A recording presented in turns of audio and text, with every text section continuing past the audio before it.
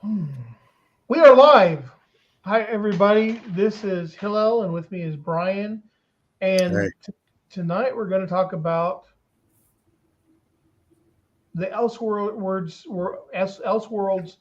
story that reigns supreme. mhm. It rules over all the other stories, and it hit me. It's always stuck with me when I read it, and there's just something really cool about it. Just really neat and on a lot of different levels. The artwork was fantastic. Mhm. Alex Ross was at this point. He'd been mostly just doing like cover art and pinups and things like that. And this was like the biggest work I think I had come across him at the Mhm. time. He did Marvels and he did a Wonder Woman book and he did a couple other things, other projects. But this was for me my favorite Alex Ross project, and it was written by Mark Wade, who's wrote some really great stuff Huge. in comics. Yeah, he's been huge. He wrote the Flash for a while. He's written a little bit of everything for a He's while. been writing a little everything for a while. But I think he was one of my. I think he's the one who created Savitar, and I think that's right. Yep. yeah, yeah. He was one of my favorite DC writers for a long time. But yeah, so the story has got a lot of complexity that you don't really see in comics. Hmm. And the nice thing about Elseworlds is they say, let's just take a step back and let's linger on this idea and follow this thing through. So a lot of times what you see in comics is they will start with an idea and they'll play with it. Go, isn't that kind of a fun idea? And then they'll go back to their normal storytelling. You'll never really see where that goes because they can't have any conclusion. They're just fun ideas, and then they move on. But the Elseworlds allows you to have a fun idea, but then just say, okay, what would be the logical conclusion, or what's a likely conclusion of this whole storyline?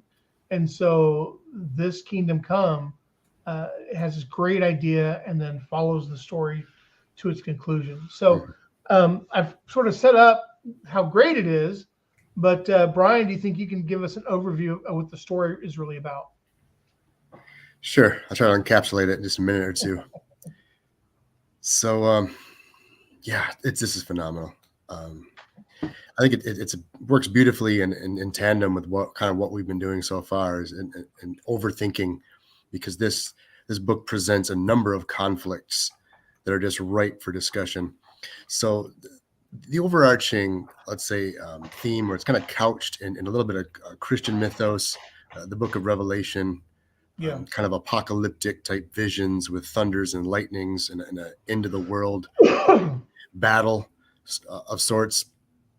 So the way it's done is almost like in like a Christmas Carol type way, where the specter takes this pastor, um, kind of in an ethereal type way through different points in the story, and he's really wanting him to see the events unfold and to make a decision, to kind of judge the scenario and make a render some kind of verdict to aid in the specter in his whole job. And in any event, so the story kind of fast forwards you to about 20 years or so into the future. So there's been a number of events. One of them was a court case in which Superman failed to make his case, and then he went into almost recluse, went into hiding. It seems like it's his fortress of solitude of some kind, where he projects Kansas of old and just Right. lives there and works there. In this series, Lois has died. Um, of course, his Kent parents have passed, and so he is pretty much alone. Like I said, recluse. And Wonder Woman has lost her title, her royalty. She's very calloused, and the warrior side really comes out. We see Batman is basically somewhat elderly, pretty much stays in the Batcave and operates these bat robots, to keep, and basically just focusing on Gotham, to keep order in Gotham. So we kind of, like I said, fast forwarded into the future, where the Justice League is taken kind of a back seat. Um, in a certain way, and a new generation of heroes or anti-heroes actually have kind of emerged. You've got the children and the grandchildren, basically, of the heroes that we would know and love, and they don't have the same moral fortitude as the heroes of the we that we would be more accustomed to following and knowing. So they kill. They're not concerned about bystanders. They've multiplied in such a way that humans feel like they've taken a back seat. That these quote unquote gods with these great powers are kind of running the show, and humans feel like they're like in the back seat of everything. So, yeah. So toward the middle, Superman is I guess Wonder Woman goes to him, to Superman, and says, things are out of control. We've got to get a handle on things. We've got to realign the Justice League and get things back in control. So she's able to slowly to get Superman on board. He comes back to save. He gets Green Lantern and Flash. He gets a few other heroes to kind of align with him and create a newly formed Justice League. Something comes up that there's just so many metahumans at this point, and they're all running wild. They're running amok. There's chaos. They form this idea of a gulag. So about the middle of the book, we get this idea of a prison.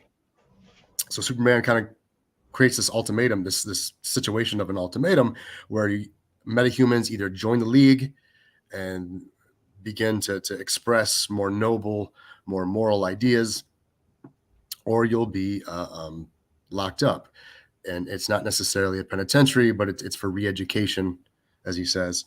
And so the Justice League grows, begins to round up the metas.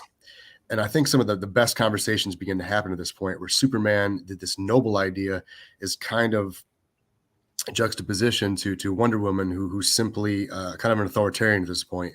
She knows what's best. We know what's best as heroes, and we need to go ahead and follow through with this idea. So, like, it's about the middle of the book. We get this idea of a gulag and metas being trapped. We're also introduced to Lex Luthor's group, the Mankind Liberation Front, in which kind of represents some more human aspects. Also introduced to the UN, who, like I said, feels like they've taken a back seat to this whole thing. And so by the end of the book, well, I don't want to skip, but I guess the ace in the hole for Lex Luthor is he's compromised Shazam through a worm that he's placed in his ear, and it secretes this, kind of order following mental problem, in which Billy is kind of trapped in this limbo where he can only follow directions and kind of follow Lex Luthor's cues. So Lex Luthor is leading this liberation front, human liberation front, in which Bruce Wayne aligns with them instead of Superman, because he sees the inherent danger in these heroes, and he really kind of pulls from his humanity here and wants to go ahead and help humans, as it seems. Later, we find out it was a ploy for Batman, that is Bruce, to get inside this group to find out what's going on. So Lex Luthor is lining all these individuals. I think he's got Oliver Queen, the Green Arrow, Vandal Savage. There's a few others who join him, and they're going to take over, basically create chaos and hope that the humans will force a war in which the humans will emerge.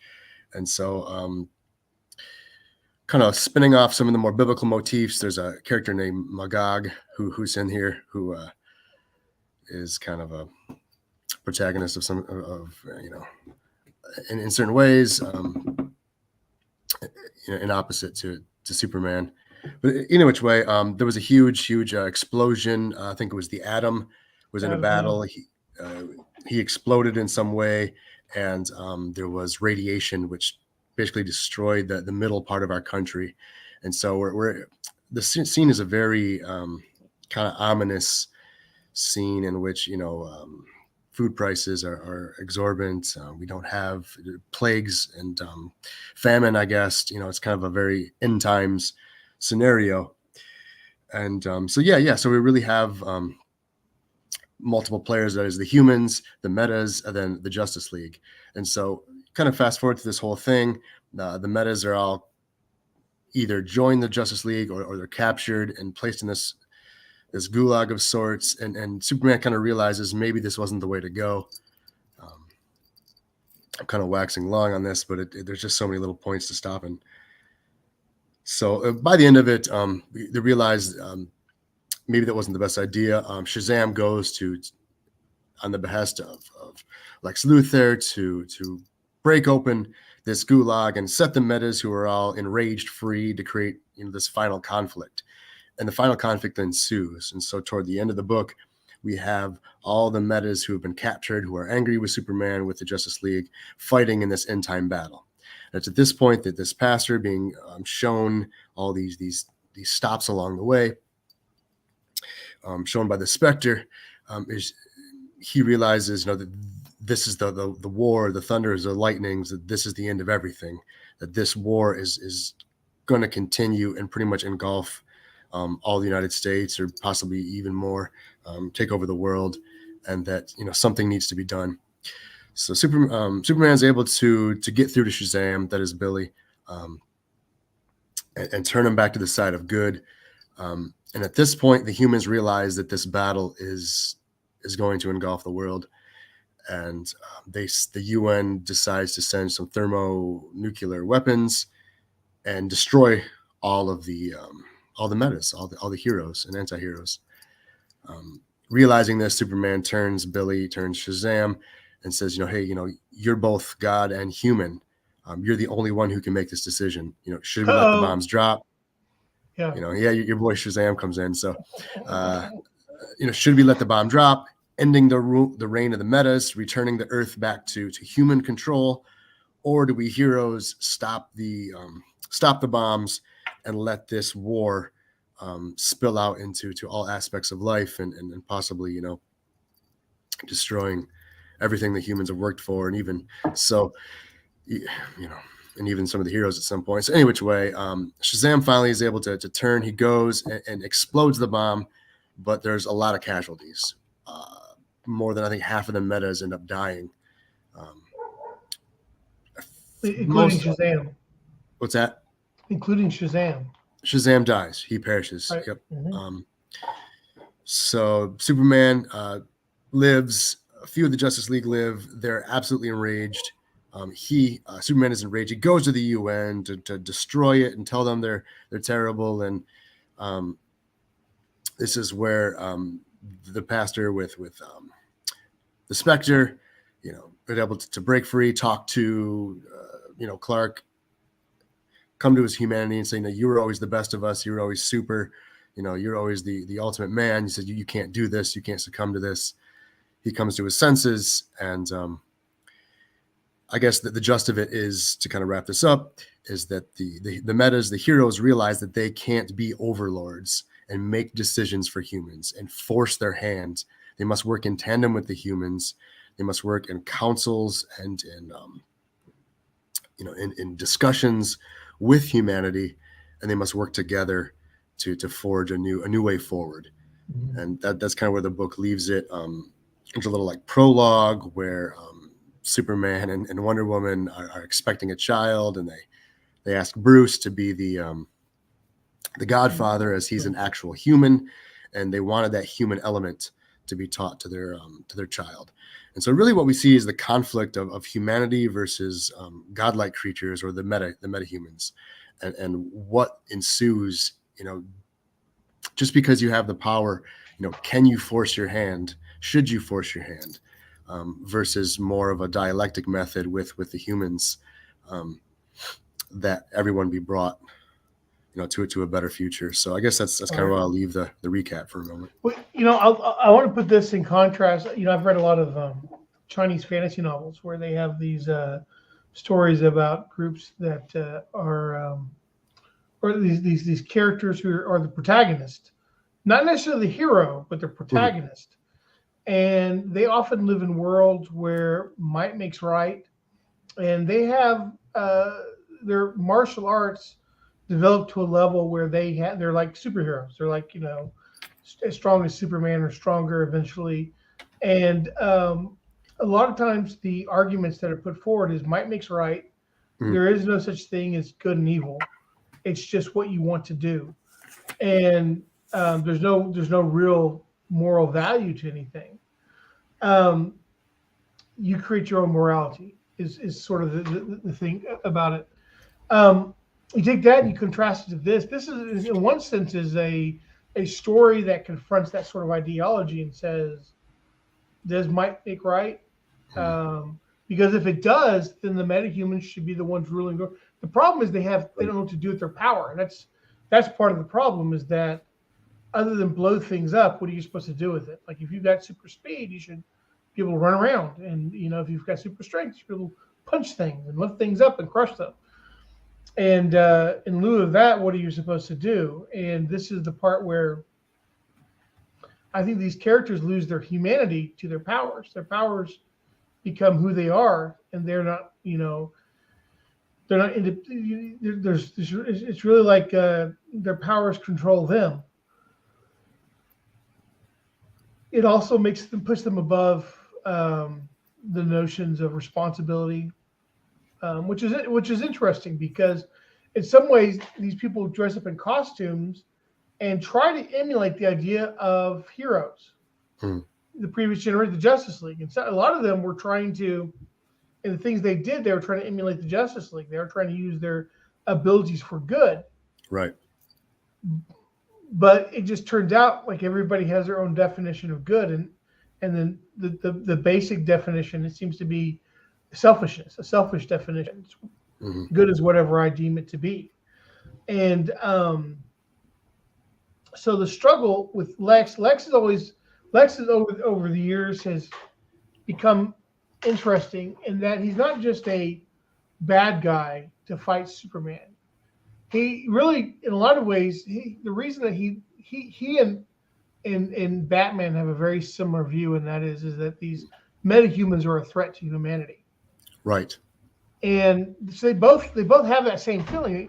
The difference is Batman will limit his response to that threat, and Lex Luthor may not. Lex Luthor will even use metahumans, and he'll try to exert control, but he wants to do it for the sake of regular human beings. He sees himself as a savior in some ways, um, and but his because he's ultimately a selfish person. Um, he always does the good thing for in such a way where he always winds up in charge. Ultimately, the big thing is I know Right. best, therefore I'm going to be in charge, and that's the problem. If he was really working for humanity, that wouldn't be his end. His end goal would not necessarily involve him being the one in charge. And so you see here with Superman, and it's interesting they've done this to Wonder Woman. And I don't know if it was Mark Waid, but there's this part where Wonder Woman has become more warrior like in some ways. And a lot of these stories, Mhm. they tend to make her as almost like this sort of like arrogant, you know, Right. uh, self-important person, and and believes in might makes right, and she believes in her cultural values of being Right. an Amazon and whatever else, and it sort of makes sense for her because Greek culture was very warlike in a lot of ways. They gave the world a lot of they gave things like philosophy and whatever, but they gave the world warfare.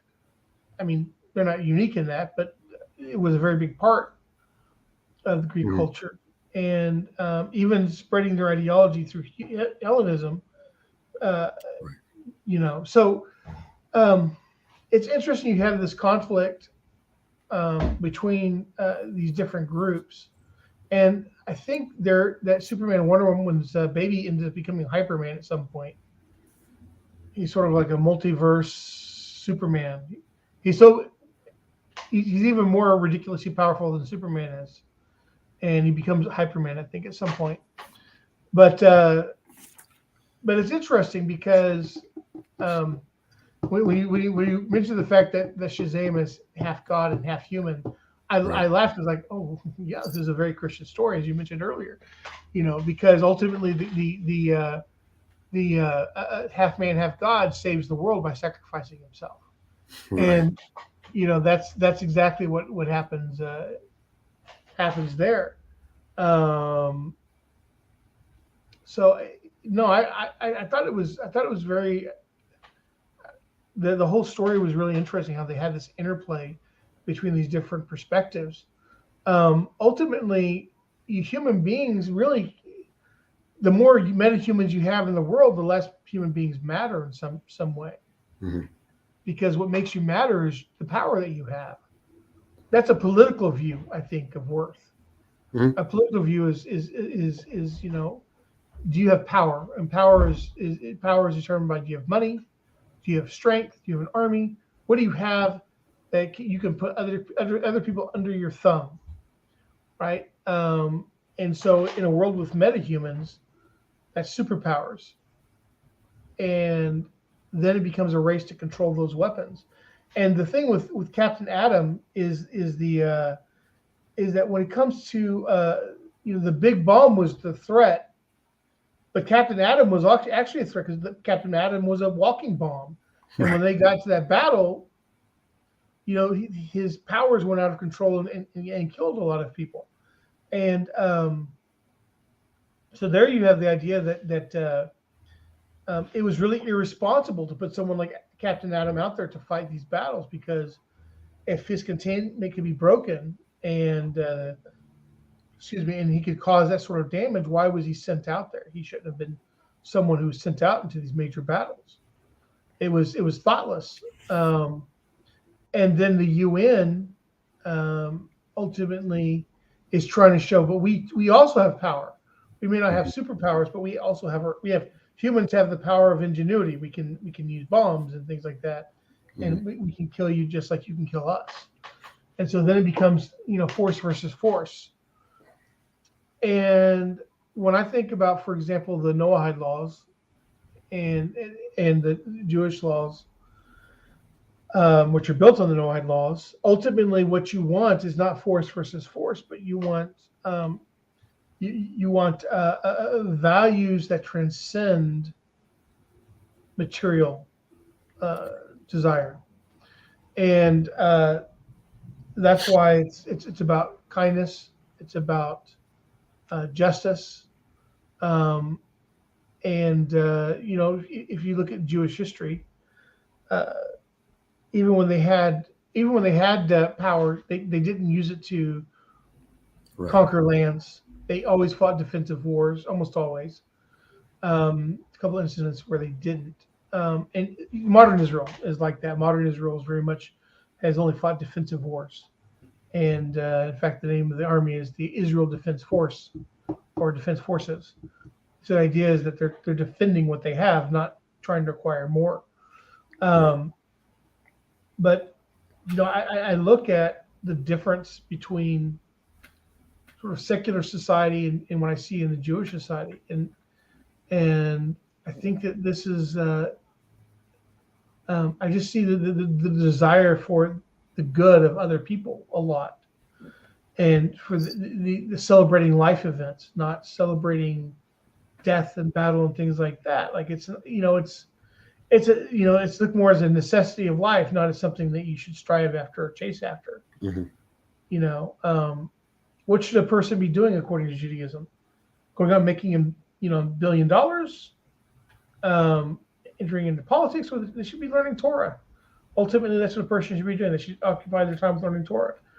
Bnei Noach should be out in the world, executing justice and leading righteous lives and making a place for God in the world. Mhm. I mean, I ultimately believe that the purpose of the seven laws is to civilize humanity and to make a place for God in the world. And Right. because there are very few places for God in the world at this point, and that to me is really what the battle should be about is you know how, changing what people value themselves. What do they want? What do they desire? That's really the war. What do we want people to want? Do we want them to want stuff, or do we want them to want Mhm. righteousness? And so it's interesting that if everybody kept the seven laws, just the seven laws, there would be no war and violence. And so when we talk about the Messianic era, um, I always think that um, the reason there's peace in the world is because the nations are all keeping the seven laws. Mhm. It's a natural peace. It's not an enforced peace. It's a natural peace when they see the value of those seven just and universal laws. Human beings can then they have no need for weapons. They can use the ingenuity they've been using for creating weapons, and now they can create better farm equipment. They can Mhm. create better, more medicine. There's a lot of things they can use of that ingenuity, and human potential isn't going to be wasted like it is now. Um, yeah, so I don't know. So I look at this, and I think that the dilemmas are interesting. The thing about doing a Christian perspective on this is that the apocalyptic idea, I think, is very exciting in a comic book, Mhm. but I think ultimately it's focusing on the wrong thing. Right. I mean, you look at the Tanakh when it talks about the Messianic era. Yeah, there's a war is mentioned, but ultimately the purpose is to get us beyond war, to get us beyond fighting each other, to where people can live lives where they're not afraid of their neighbor, they're not afraid of animals, they're not afraid of anything. They're just able to live their lives and have good lives. So it's a very different perspective.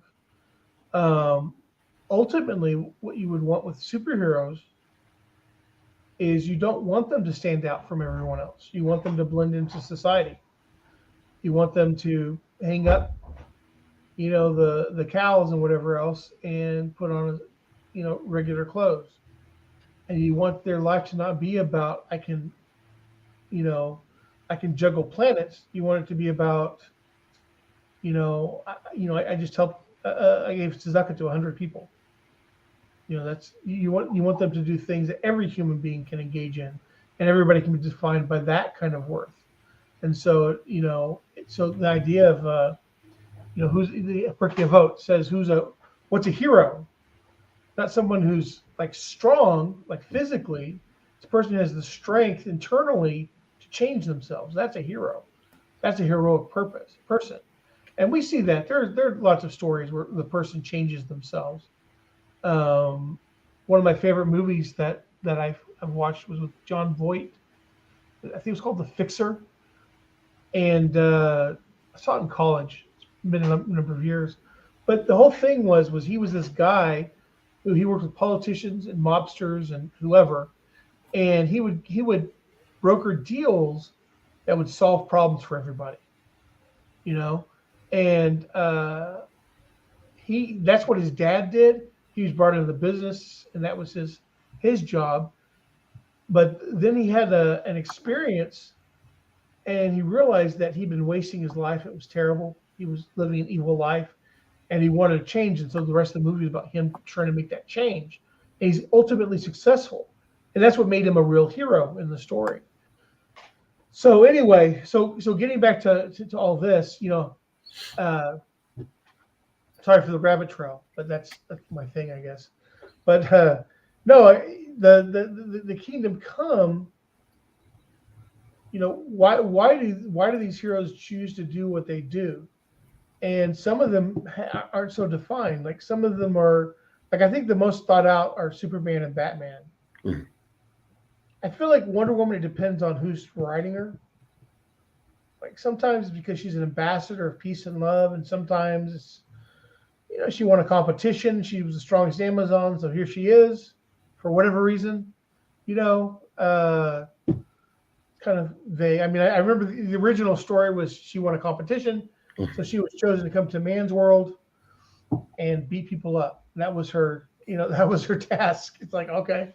Mhm. Um, uh, but I feel like the other heroes are a little bit less well defined. Like the Flash was an accident, and it just so happens that the Flash himself was a good person. Right.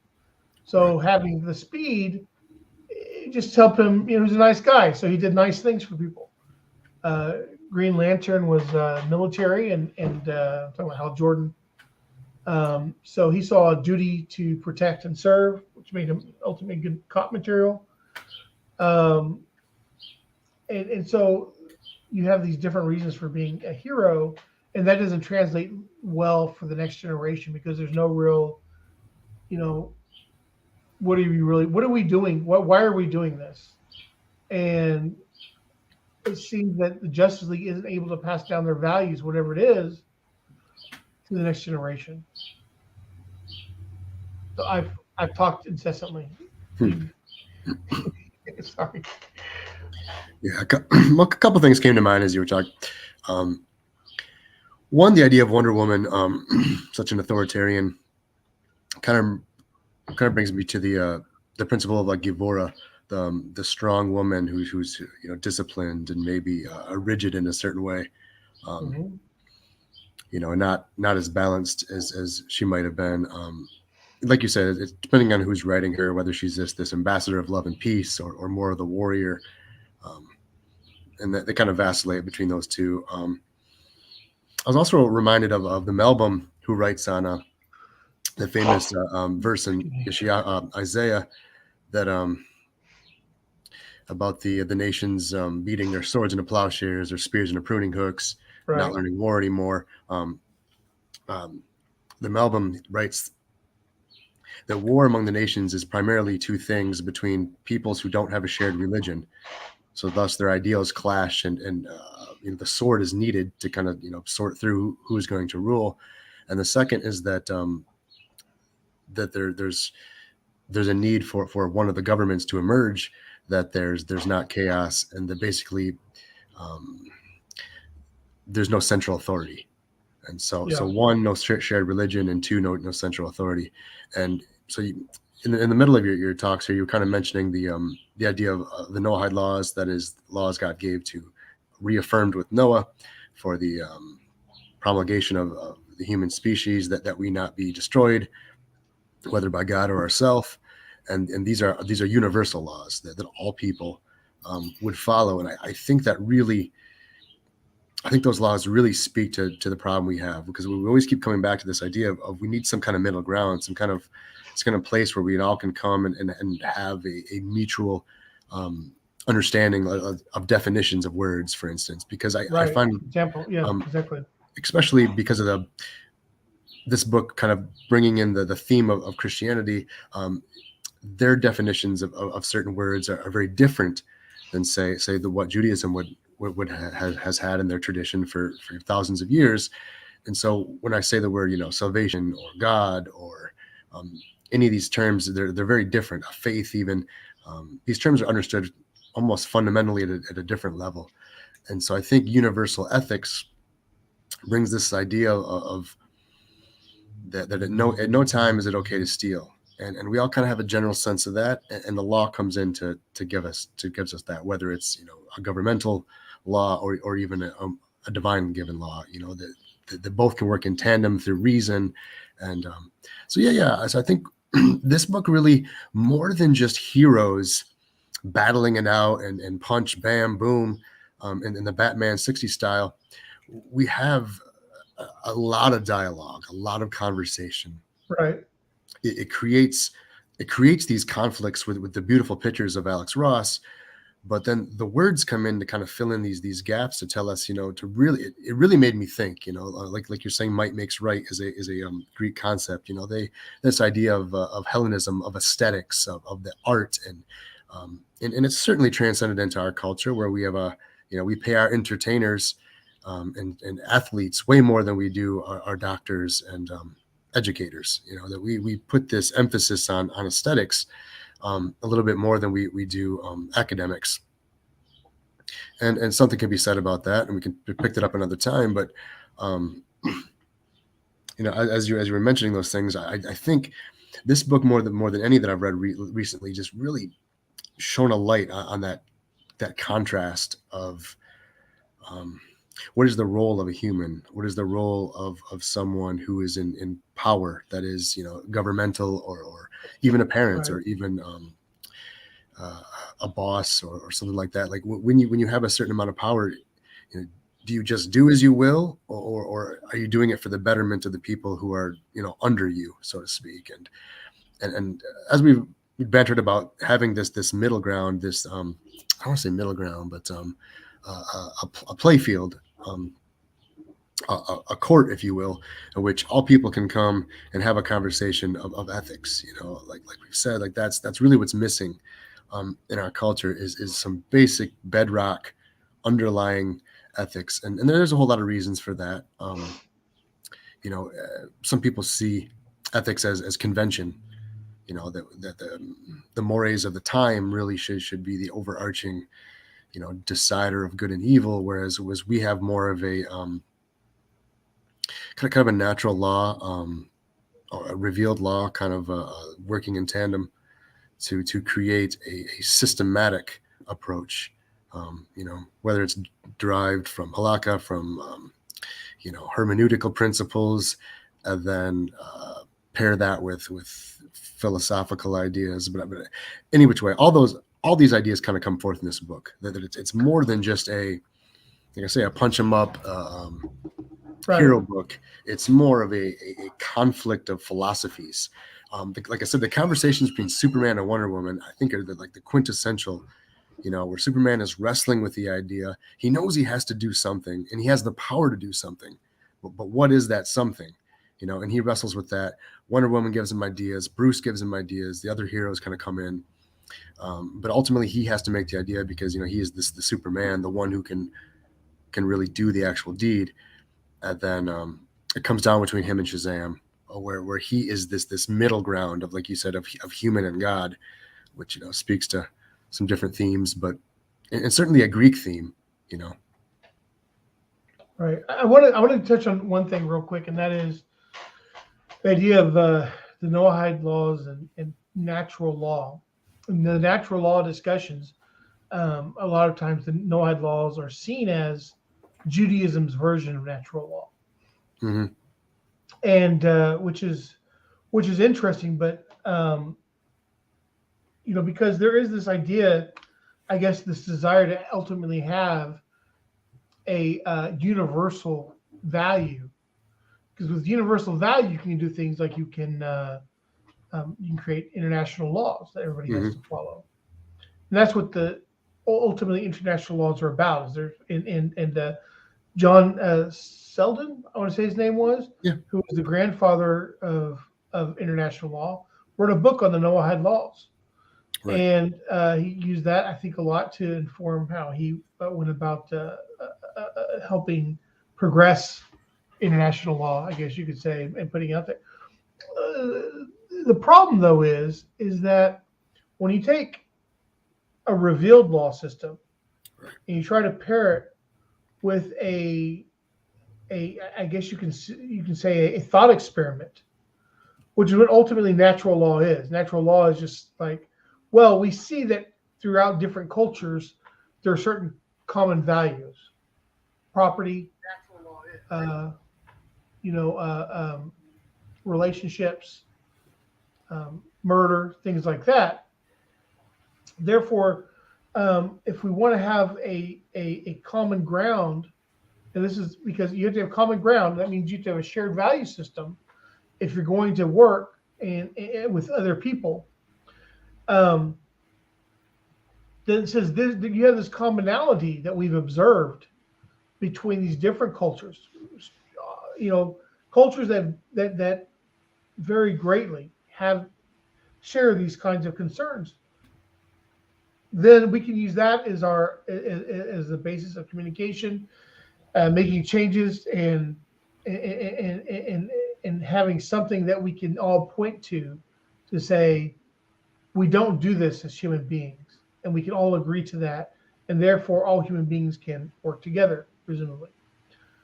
The problem is that you can observe that people generally have a problem with murder and stealing and different things like that. The problem is that how do you then define murder and stealing and relationships and things like that? So, for example, if I'm a cannibal, right? Part of my diet is eating other human beings. So, do I view myself as a murderer when I kill other human beings and consume them? And the answer is no. They belong to a different tribe. Murder only involves if I kill someone in my tribe, that's murder, Mhm. right? So that having a definition like that, so even though we can agree that murder is wrong universally, we can't really agree universally what murder is. Right. And that becomes a problem. Theft as well. Right. If you look at different political systems and forms of government, communism is a form of state-regulated theft. Um, as an economic system, that's what socialism is. Socialism is the economics, and communism is the political ideology.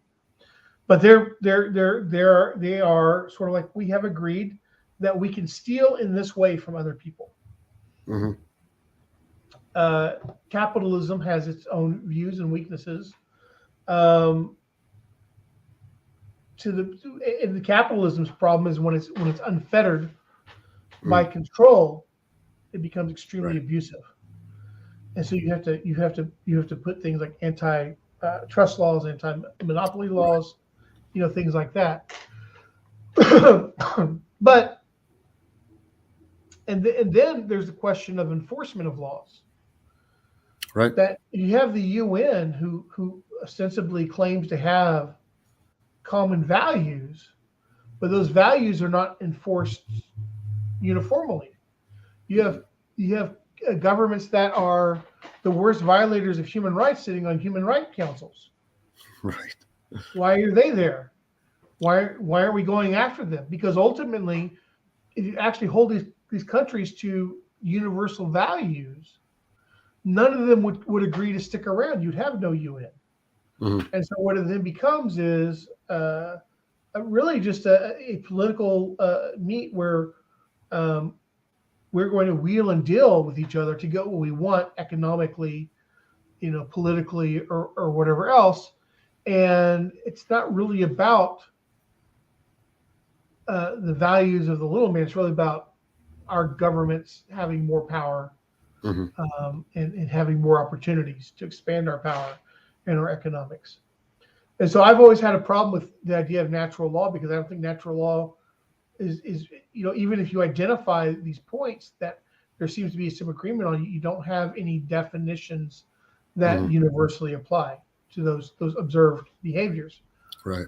That's why you need revealed law, because revealed law then says, look, there is a being that exists that's beyond all of us. This being has created us and has said these are the values that we should hold. That when we talk about things like murder and theft and whatever, this is the definition of those terms. Right. And this is the way you have to conduct yourself. And one is superior. The problem is revealed law is only valuable if it's true. Right. Right. So God has to exist for that to really work out. Otherwise, we enter sort of a social contract, which is really what we're talking about with the UN and everything else. It's just like, don't beat us up. We'll do these different things, which is great, except nobody has to, that you only have to enforce it when people are looking. When people aren't looking, you don't have to enforce it. I'm oversimplifying all this, but I'm just trying to say that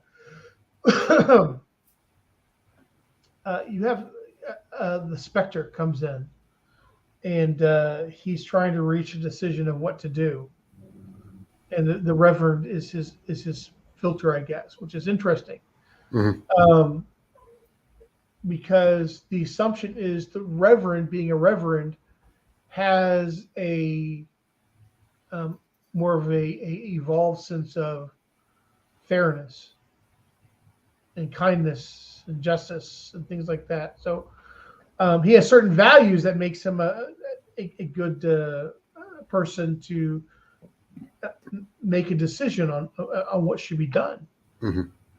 But does any one person really have that? Should any one person have that right? I mean, we see that in Judaism, you have a court of 23 judges if it's a capital offense. Mm-hmm. But at the same time, it's a completely different context. The first thing is that when you talk about a Jewish religious court, the point of the judges is to try to find a way to get the person out of being punished. Right. If they all agree 100% with each other and say, no, this guy needs to be put to death, the person goes free. Because the point of the judges is someone is supposed to be making the case for the person and finding a reason the person is actually innocent. Mm-hmm. That's a very different, secular law courts are trying to find a reason they're guilty. That's their job is to find a reason. Right. And the Torah makes it pretty much impractical to set it up as a governing system, though. You'd have two witnesses for any capital crime and other crimes too. How many times do we have one witness, right? And it's a complex process that the person just has to be dead. Say, hey, Yoel, how's it going? Yoel's a friend of mine here in Pardes Khana. I just now saw him. So anyway, I forgot what I was saying now. I saw Yoel. Oh, I got excited. Do you remember what I was saying? I was going somewhere with it. Yeah. Well, you're just kind of discussing the inherent issue with the idea of natural law, that we don't have, common definitions that, right. Even though we agree that, theft is incorrect and that murder is incorrect, that we don't have a way to necessarily come to terms with what those details are, and that somehow filling in a divine law would give us some of those details because it's perceived to be from outside of the human experience, and kind of casting a pedagogical way to understand these things and to spread them. Right. And you spoke about the UN, how you got different warring factions who are all on these councils, who are making terrible decisions, and then they somehow are able to continue on these councils. It seems like a paper tiger almost in some senses, and you wonder, and well, the purpose of the UN is more like trade and I guess as you were talking, I was also thinking of Adam Smith, the Wealth of the Nations. He kind of puts forth this idea that basically that the human being has a want for self, and that what capitalism does and what the market does is it incentivizes a person to be better, to work with people, and to turn enemies into merchants and to customers, rather than warring factions. And so everybody doesn't know who Adam Smith is. He's a philosopher of economics or something, basically. Right. Yeah. I mean, and this kind of dovetails on, say, Voltaire, who had such a problem with religion in general. And he goes to the London Stock Exchange at some point in his life, and he sees, Protestants and Catholics and Muslims and, Jews all doing business together. And he says, wow, says where religion, is divisive in his mind, he sees religion as divisive. The market brings people together and they're able to work alongside of each other for this idea of profit. So he sees the merchant, he sees the academic as the highest form of the human individual, is the most pious, whereas religion just devolves into sectarian disputes and war. So I guess putting together those kind of two, that in our culture we kind of see the market as the driver. If it's making money, it must be a good product. If the business is doing well, it must be a good business.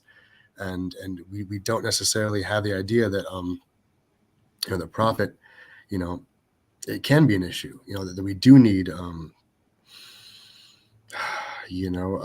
boundaries and market forces. It's interesting because I was in yeshiva, and one of the rabbis said every war is an economic war. And how do we know that? He says because the word for war in Hebrew is milchama, and the root of that is lechem, bread. And he said so everything really ultimately comes down to economics and women, but women are also called bread, because with the story of Pharaoh and Joseph, he says, "I put you over everything in my house," and I think he says even my lechem or something like that, because the whole thing was that with Pharaoh, his wife accused him of something he didn't do, but it was proved out that he was very much in control of his animal instincts. So it says so even women is an economic issue, right? So ultimately, I think what the observation was an out of context observation. It wasn't, and it's a failure to identify when people who have religious beliefs fight. What are they fighting over? What are they really fighting over?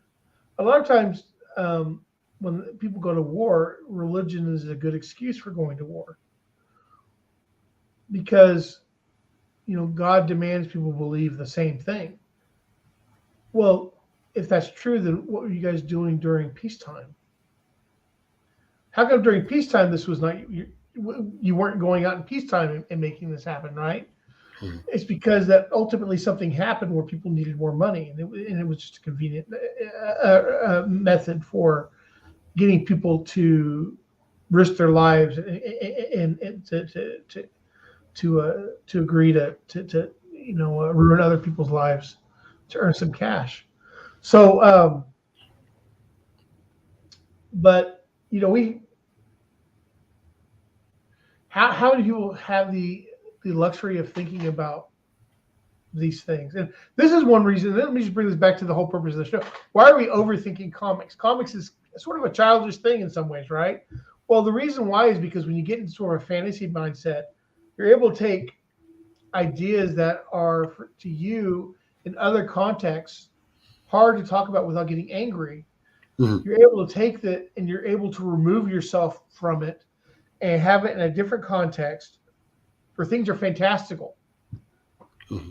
And then there's something you normally couldn't talk about without getting angry. You can now talk about because it's fun, it's interesting, and that can have a positive effect on the way you think about things. And that's one of the reasons even though I don't really collect comics anymore, I've always appreciated the fact that they tell stories and that there's a lot you can do with them. Mm-hmm. People know that you're trying to make them think they don't want to do that. Right.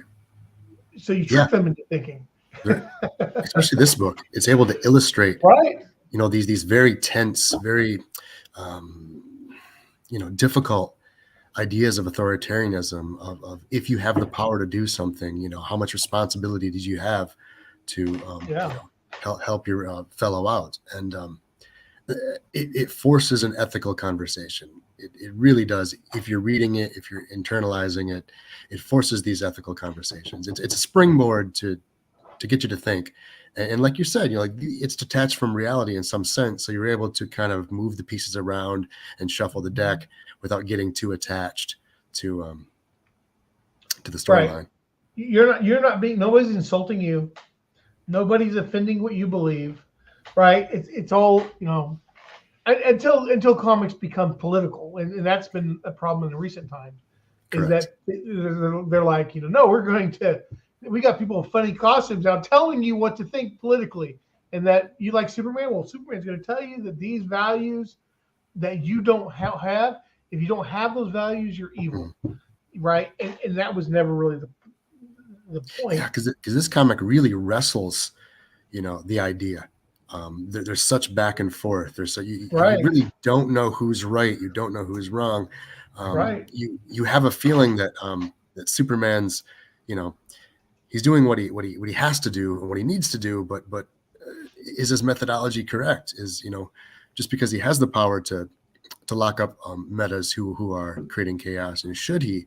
Um, Yeah, and toward the end of it, we get to this idea where he realizes that he must work with humanity. It's this tandem idea, and it comes back to our conversation of ethics. This Dinin or Danim, this idea of adjudication, that we do need governmental bodies to keep the order. And if you have these heroes circumventing, these vigilantes circumventing, the laws and the order and the methodology, then does that create more chaos? It's something I think that the CW Arrow show kind of really plays on, is by having vigilantes run around doing their form of justice. Are you creating more chaos or less chaos? I think these are quintessential ideas that the human consciousness wrestles with. right. Well, and I think I just go back to the idea that this is why I think that the Batman and Superman have these ideologies on the Mhm. question of justice, where I think ultimately they both believe in the rule of law. Right. Batman's thing is that currently the system is broken, and so therefore the rule of law is not able to function, and he wants to restore the rule of law. That's really his purpose, I think. Hmm. And with Superman, I think that his rule, and he believes in justice. He believes in the rule of law, and therefore he restricts himself. Yeah. He's helping people. He'll go out and save your cat in your tree. He'll keep a pile of bricks from falling in your head. He'll beat up Darkseid to keep him from attacking the planet. But ultimately, he tries to do work within the system of laws, because if you don't do that, then it's chaos. But it's interesting to see this played out. Ultimately, what I think Superman sees, and I'm trying to remember, but I think that the reason he left initially in Kingdom Come Hmm. was, I think he came to the conclusion the system of laws was broken, Yeah. and so he was now in Batman's place. So instead of then doing what Batman would do, which is try to restore it, Superman just said, "Okay, you guys figure it out." He withdrew. He just withdrew himself, because what is he standing for? Superman stood for something, and now the thing that he stood for is broken. There's no need for a Superman. Right. But then the spread of chaos became so great that now it was no longer just. It's not about the rule of law now. Now it's about survival. If something's not done, people aren't going to survive, and that's when Superman returns. But this is not the typical way Superman deals with things. He's not dealing with the survival of people because they don't during this because of metahumans. It's because of he involves himself to maintain the strength of the rule of law, Hmm. and he keeps the despots out and things like that. So that's how I've always looked at Superman and Batman, and I've always felt like they've been representative of the best sort of. Hmm. Batman is a vigilante, but Superman is not. Superman is a person who does good deeds while wearing a funny costume. Batman, on the other hand, is he recognizes his parents' death ultimately is because the cops were not able to maintain the rule of law. There's corruption. Um, the criminals are running around doing what they want to, and he has to find a way to stop that and restore order. But again, I feel like a lot of the other characters don't have as well defined Hmm. reasons for what they do. I think it's not that they're not well defined; it's that it doesn't have so much to do with the rule of law. I think that they're more about other things. But look, this is us. We're done. It's 10 o'clock. It'll be 10 o'clock in just a few seconds. I just want to say that next week we're not doing the show because it's Purim. I'll be engaged in a Purim party or something like that. And I hope everybody has a great Purim and a great week. And then we'll see each other 2 weeks from tonight. So thanks, Brian. And everybody else, Shabbat Shalom. Got Shabbat coming up tomorrow. So see you guys 2 weeks.